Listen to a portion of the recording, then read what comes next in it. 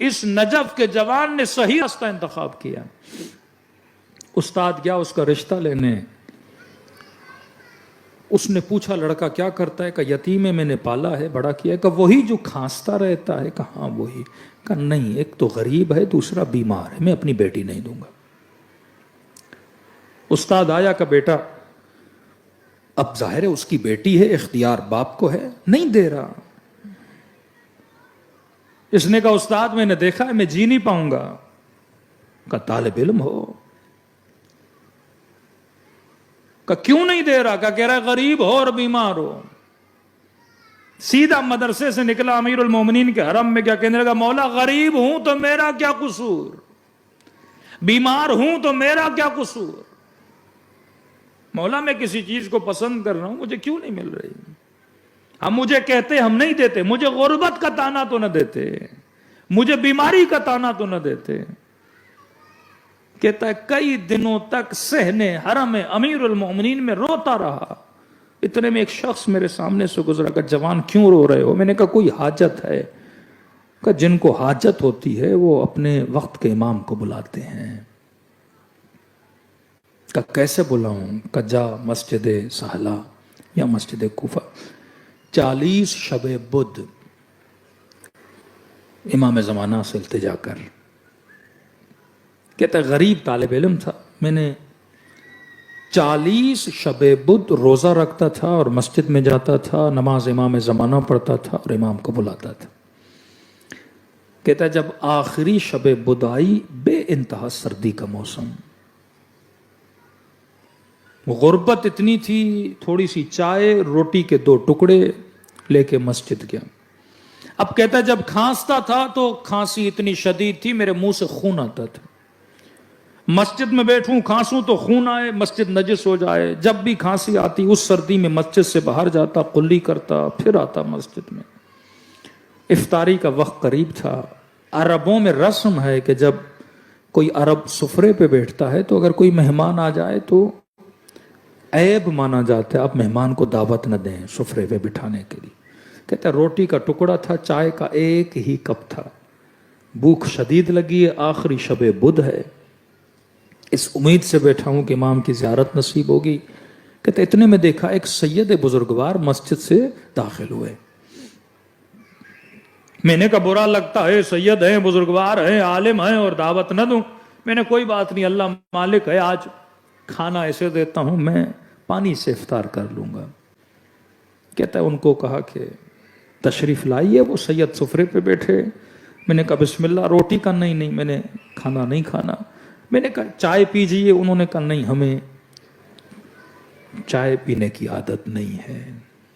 یا اکثر ملتا ہے کہ ہم ان فضولیات سے دور ہیں، لیکن اگر تم اصرار کر رہے ہو تو تمہاری خاطر ہم تھوڑا سا پی لیتے ہیں. کہتا اس نے اتنا پیا کہ صرف ان کے ہونٹ اس چائے کے پانی کے ساتھ مس ہوئے اور کپ رکھا اور مجھے کہا کہ پی، تجھے روزہ ہے.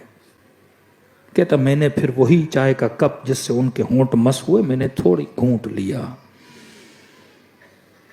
کہا کہ جوان یہاں کیوں بیٹھے ہو؟ کہ اپنے مولا کے انتظار میں بیٹھا ہوں. کیا چاہیے تجھے مولا سے؟ کہا کچھ حاجتیں ہیں. کہ بتا کون سی حاجتیں ہیں؟ کہا ایک تو غریب ہوں اور کسی نے مجھے غربت کا تانا دیا ہے. فرمایا امیری تمہارے لیے بہتر نہیں، مصلحت ہے کہ تو غریب رہے. امیر ہوگا تو اہل بیت سے دور ہو جائے گا. تیری دوسری خواہش تھی کہ تیری اس لڑکی سے شادی ہو جائے. کہ ہم دعا کرتے ہیں کہ تیری شادی ہو جائے.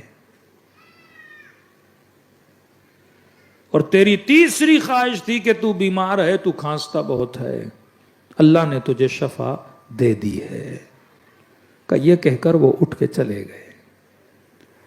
چند دنوں کے بعد متوجہ ہوا کہ ان کو میری 2 اور خواہشوں کا پتہ کیسے چلا. وہیں متوجہ ہوا کہیں یہ میرا امام زمانہ تو نہیں تھا.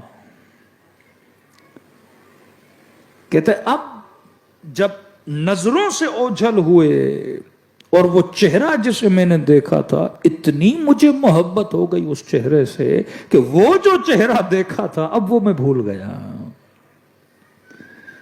اب کہنے لگا کہ پروردگارا تینوں خواہشیں نہیں چاہیے، بس دوبارہ یہ چہرہ مجھے دکھا دے۔ شدید تھا نا وہ حسن میں، محبت میں۔ اب کہتا ہے دل اس کی طرف راغب ہو گیا۔ میں نے کہا کچھ بھی نہیں چاہیے۔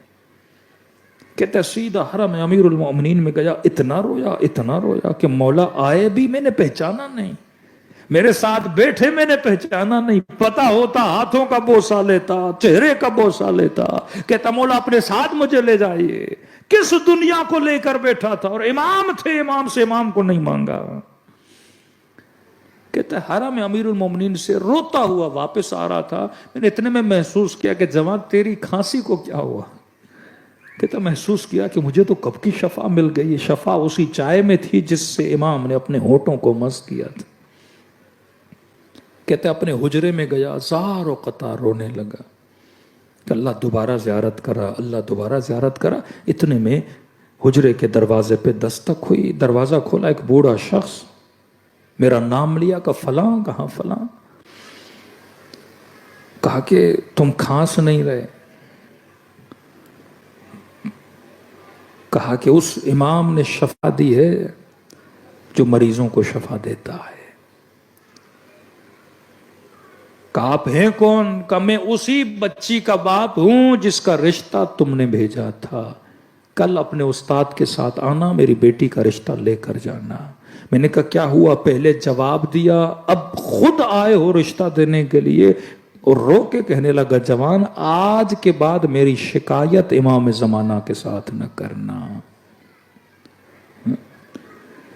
چیزوں کو اگر حلال کے ذریعے سے انسان حاصل کرنا چاہے، یہ دعا کس لیے ہے؟ دروازے راز و نیاز کس لیے ہے؟ نماز حاجت کس لیے ہے؟ دعائے توسل کس لیے ہے؟